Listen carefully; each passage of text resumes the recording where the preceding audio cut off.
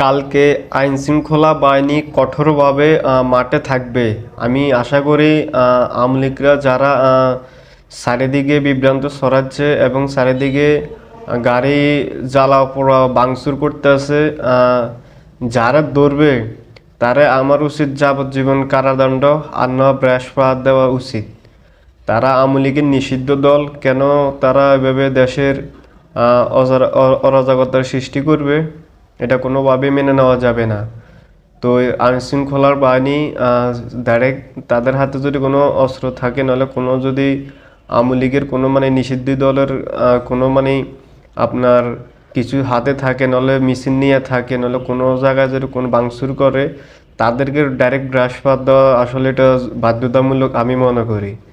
তারা দেশের একটা শান্তি শৃঙ্খলা দেশ, তারা কেন অশান্তি সৃষ্টি করতে আসে? এটা কোনোভাবে মেনে নেওয়া যায় না।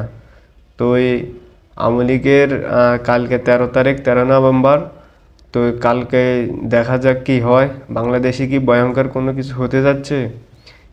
আওয়ামী লীগ নিষিদ্ধ দল, তারা কেন এইভাবে বারবার দেশের পরিস্থিতি নষ্ট করে? এই নিয়ে কঠোরভাবে আইনশৃঙ্খলা মাঠে থাকবে।